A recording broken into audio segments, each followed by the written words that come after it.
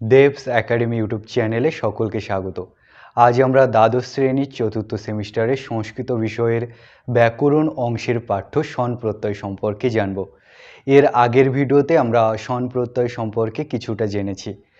আজ আমরা স্বন প্রত্যয় বিষয়ক আরও কিছু সূত্র এবং আরও কিছু বার্তিক সম্পর্কে জেনে নেব। তো প্রথমে আমরা যে বার্তিকটা জানবো সেটি হলো অচেতনস্য ইচ্ছায়া অসম্ভবে অপি উপচারাৎ সন। অচেতনস্য ইচ্ছায়া অসম্ভবে অপি উপচারাৎ সন।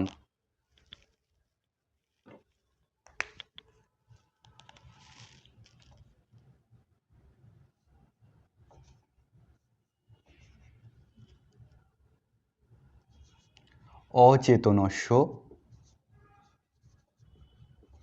ইচ্ছায়া অসম্ভবে অপি উপচারাৎ সন। এটা একটা কি বার্তিক, কি না? অচেতনস্য ইচ্ছায়া অসম্ভবে অপি উপচারাৎ সন। এটা কি? এটা একটা বার্তিক। তো দেখো, মহর্ষি পাণিনি সংস্কৃত ব্যাকরণের উপর অষ্টাধ্যায়ী নামক একটি সূত্র গ্রন্থ রচনা করেন। এই সূত্র গ্রন্থে মোট ৩,৯৯৬টি সূত্র আছে এবং এই সূত্রগুলির দ্বারা যে সংস্কৃত পদগুলো সিদ্ধ হয় না সেই পদগুলো সিদ্ধ করার জন্য মহর্ষি কাত্যায়ন আবার বার্তিক রচনা করেন। ঠিক আছে, মহর্ষি কাত্যায়ন বার্তিক রচনা করেন এবং মহর্ষি পাণিনি রচিত যে ৩,৯৯৬টি সূত্র আছে তার উপর মহাভাষ্য রচনা করেন মহর্ষি পতঞ্জলি। তো বার্তিক কি না, মহর্ষি পাণিনি রচিত যে সূত্রগুলি আছে সংস্কৃত ব্যাকরণের উপর ৩,৯৯৬টি, সেই সূত্রগুলির দ্বারা সংস্কৃত যে পদগুলো সিদ্ধ হয় না সেই পদগুলোকে সিদ্ধ করার জন্য মহর্ষি কাত্যায়ন বা মহর্ষি বড়রুচি কিছু বার্তিক রচনা করেন। বোঝা গেল? তাহলে যে পদগুলো পাণিনি সূত্রের দ্বারা সিদ্ধ হয় না সেই পদগুলোকে সিদ্ধ করার জন্য সংস্কৃত পদ, কারণ সংস্কৃত বাক্যে আমরা সাধারণত কি পদ ব্যবহার করি, ঠিক আছে? তো সেই পদগুলোকে সিদ্ধ করার জন্য মহর্ষি কাত্যায়ন এই বার্তিক রচনা করেন।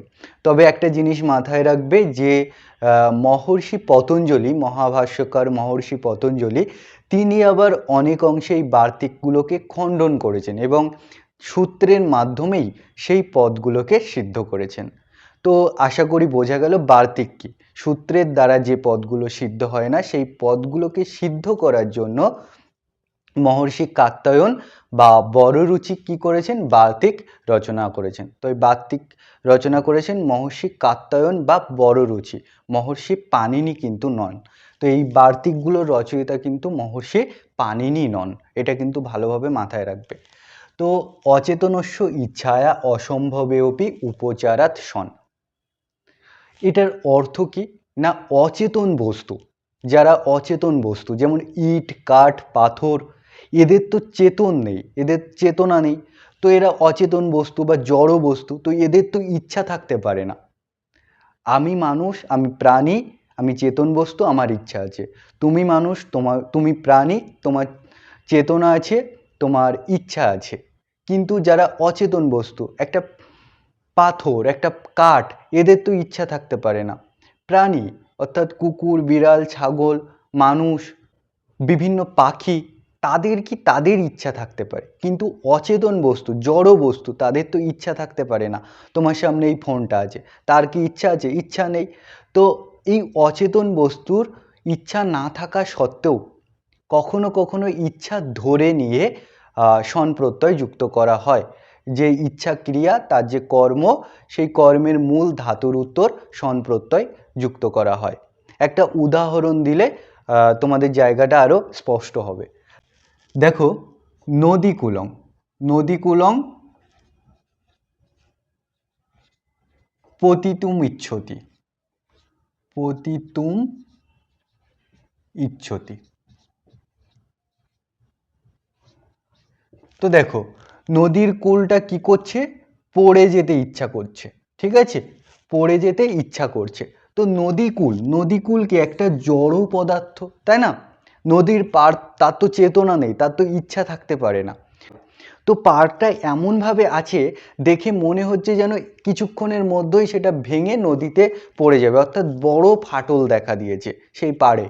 তো সেইটা দেখে মনে হচ্ছে যেন নদীর পাড়টা পড়ে যেতে ইচ্ছা করছে, নদীর কূলটা পড়ে যেতে ইচ্ছা করছে।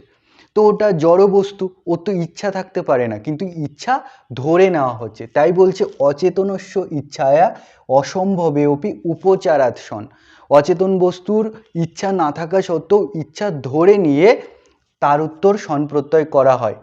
যে পতিতুম ইচ্ছতি, তো ইচ্ছা ক্রিয়ার যে কর্ম, অর্থাৎ পতিতুম কি ইচ্ছা করছে, পড়ে যেতে ইচ্ছা করছে। এর মূল ধাতু কি, পথ ধাতু।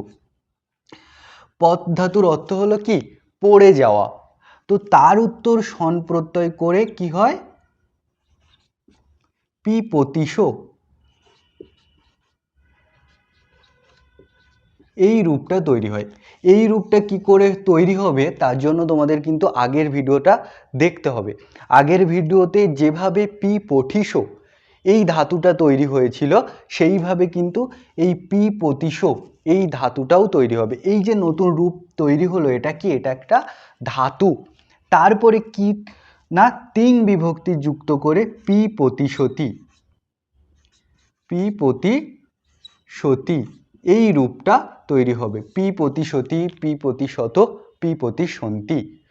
অর্থাৎ নদী কুলং পতিতুমিচ্ছতি আমরা বলতে পারি, অথবা কি বলতে পারি, নদী কুলং পিপতিষতি। বোঝা গেল জায়গাটা? এবার একজন তোমাদের ভিতর প্রশ্ন করেছিলে যে তিন বিভক্তি কি, ঠিক আছে? তো দেখো আমরা সাধারণত বর্তমানকালে লটের ক্ষেত্রে কি ব্যবহার করি না, তিতস অন্তি শীতস্থ মিবস মস। আবার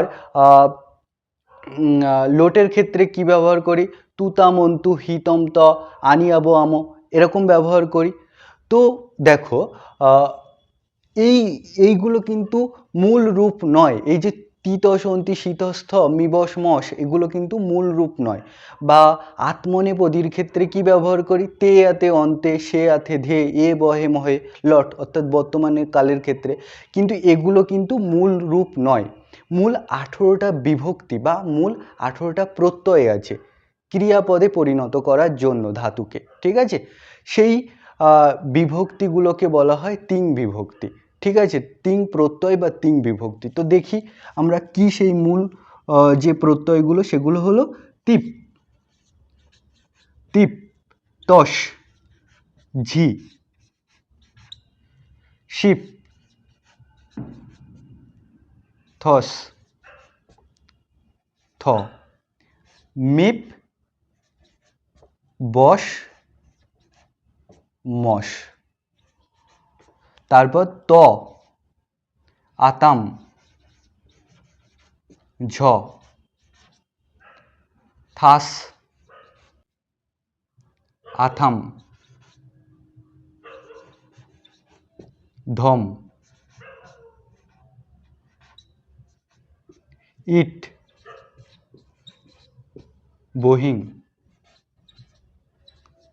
মহিং।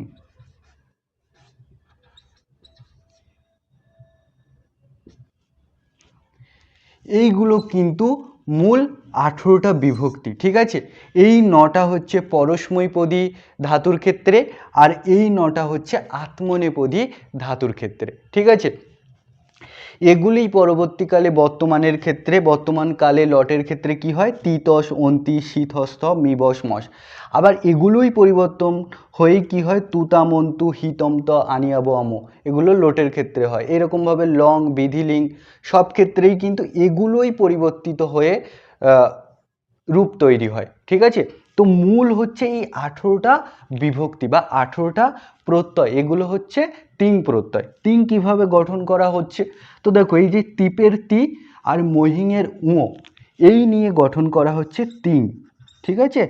তিন প্রত্যাহার, এবং এই তিন প্রত্যাহারের মাধ্যমে পুরো এই 18টা বিভক্তিকে বলা হয় তিন বিভক্তি। আশা করি জায়গাটা বোঝা গেছে, ঠিক আছে? এবং এই তিপ্ত ঝি কিন্তু পরিবর্তন হয়েই তিতসন্তি হয়, তাই কিন্তু এই পি প্রতিশতি, পি প্রতিশত, পি প্রতিসন্তি এইরকম কিন্তু রূপ হবে। ঠিক আছে, বোঝা গেল? যেমন গচ্ছতি, গচ্ছত, গচ্ছন্তি, পঠতি, পঠত, পঠন্তি। তারপরে এইগুলো হচ্ছে আত্মনেপদী ধাতুর ক্ষেত্রে। আত্মনেপদী ধাতুর ক্ষেত্রে যেমন সেব ধাতু, সে বতে, সে বেতে, সে বন্তে, এমন রূপ হয়। ঠিক আছে, তো তে, আতে, অন্তে এইরকম কিন্তু পরিবর্তিত হয়ে রূপ হয়। তো মূল কিন্তু এইগুলো। ঠিক আছে, তিপ্ত ঝি, সিপ্ত স্থ, মিব্ব স্ম, স্ত আতাম ঝ, থা সাতাম ধম, ইট বহিং মহিং, এই যে 18টা বিভক্তি বা 18টা প্রত্যয়, এগুলোই কিন্তু মূল রূপ। ঠিক আছে, তো এগুলোকেই বলা হয় তিং প্রত্যয় বা তিং বিভক্তি। তো তোমাদের ভিতরে একজন প্রশ্ন করেছিল যে শীত প্রত্যয় কোনগুলো। তো দেখো, তালব্য সকার ইত যায়, শীত প্রত্যয় বলতে তালব্য সকার ইত যায় যে প্রত্যয়গুলোর, তাদেরকে বলা হয় শীত প্রত্যয়। তালব্য সকার ইত যায় যে প্রত্যয়গুলোতে, তাদেরকে বলা হয় শীত প্রত্যয়। তো দেখো, সত্রী প্রত্যয়, যেমন সত্রী প্রত্যয়, সত্রী প্রত্যয়ের ক্ষেত্রে কি হয় না, তালব্য সকার ইত চলে যায়, পড়ে থাকে কি অথ, এবং রিকারও কি হয় না ইত চলে যায়, রিকার কি হয় না ইত চলে যায়, এটাও ইত হয়ে চলে যায়, তো অথ পড়ে থাকে। ঠিক আছে, তারপর সানুস প্রত্যয়, সানুস প্রত্যয়ের ক্ষেত্রে কি থাকে না, তালব্য সকার ইত চলে যায়, আনো থাকে, আনো থাকে, চকারও ইত চলে যায়, তাহলে কি আনো পড়ে থাকে। তো এই দেখো তালব্য সকার এখানে ইত যাচ্ছে, এখানেও কি তালব্য সকার ইত হয়ে চলে যাচ্ছে এবং তস্য লোভ দিয়ে সেটা চলে যায়, ফলে পড়ে থাকে কি, এখানে আনো পড়ে থাকছে, এখানে অথ পড়ে থাকছে। তারপর তোমাদের কত্তরি সব পড়িয়েছিলাম, সব একটা বিকরণ প্রত্যয়, সপের কি তালব্য সকার ইত চলে যায়, অকার পড়ে থাকে, পকারও ইত চলে যায়, অকার পড়ে থাকে। তো এই যে সকার কি হচ্ছে, ইত চলে যাচ্ছে, তাই না? তো এগুলোকেই বলা হয় শীত প্রত্যয়, অর্থাৎ তালব্য সকার ইত চলে যাচ্ছে এই রকম প্রত্যয়গুলোকে বলা হয় শীত প্রত্যয়। আশা করি জায়গাটা বোঝা গেছে। তো এবার আমরা যে বার্তিকটা পড়ব সেটি হলো আশঙ্কায়াং সনবক্তব্য।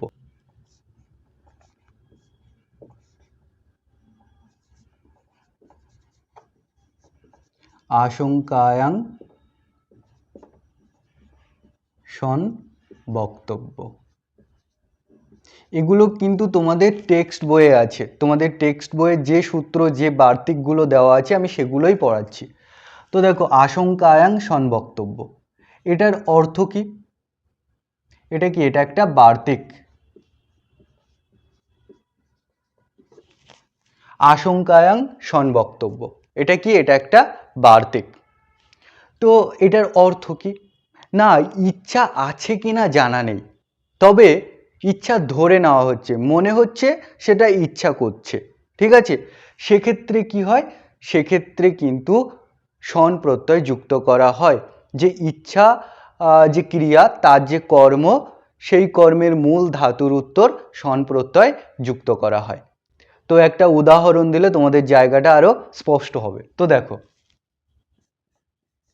সা, সা মানে কি কুকুর, সা মুমূর্ষতি, সা মুমূর্ষতি। ঠিক আছে, সা কি মুমূর্ষতি, সা কুকুর, কুকুরটা মরতে ইচ্ছা করছে।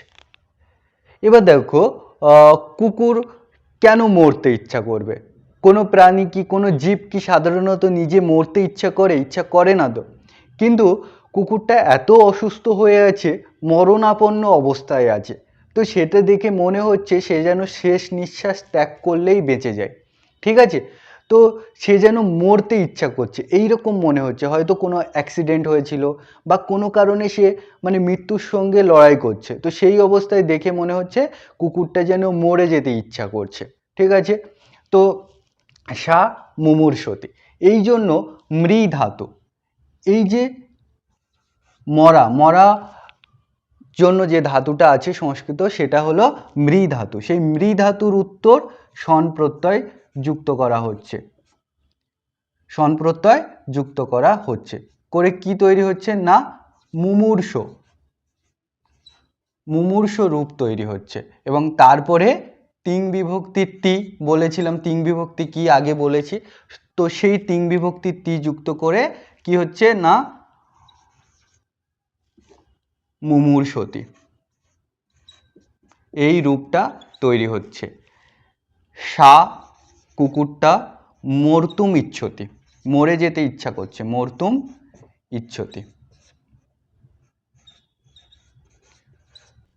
তো এখানে ইচ্ছা কিন্তু নেই, কেউ নিজে নিজে মরতে ইচ্ছা করে না, এখানে কিন্তু ইচ্ছা নেই, কিন্তু ইচ্ছা ধরে নেওয়া হচ্ছে। সে এতটাই মৃত্যুর সঙ্গে লড়াই করছে, ধরে নেওয়া হচ্ছে যেন সেই কুকুরটাকে মরতে ইচ্ছা করছে। তো এই মর্তুম এর মূল ধাতু কি মৃ ধাতু, সেই মৃ ধাতুর উত্তর সন প্রত্যয় করে কি হচ্ছে, সন প্রত্যয় যুক্ত করে মুমূর্ষ রূপ তৈরি হচ্ছে, এবং তারপর মুমূর্ষতি রূপটা তৈরি হচ্ছে তিং বিভক্তি যুক্ত করে।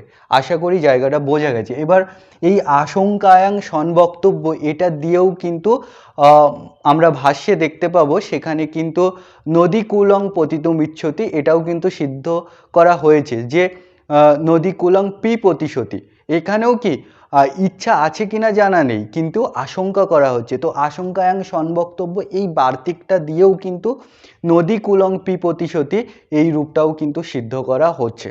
তো এতক্ষণ আমরা বার্তিক পড়ছিলাম, এবার একটা আমরা সূত্র দেখব, কি না পূর্ববৎ সন, এটি অষ্টাধ্যায়ের প্রথম অধ্যায়ের তৃতীয় পাদের ৬২ নম্বর সূত্র। পূর্ববৎ সন,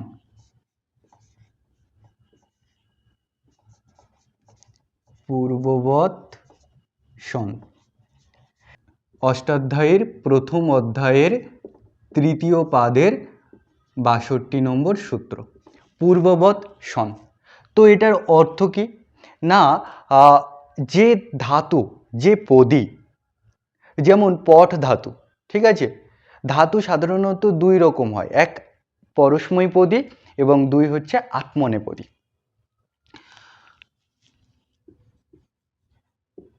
পরস্মৈ পদী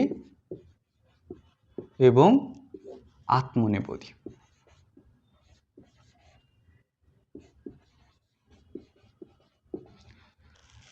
তো এই পূর্ববৎ সন এই সূত্রটার অর্থ কি না যে ধাতু যে পদী, যেমন পট ধাতু, পট ধাতু কি পরস্মৈ পদী ধাতু, পঠতি পঠত পঠন্তি এরকম রূপ হয়।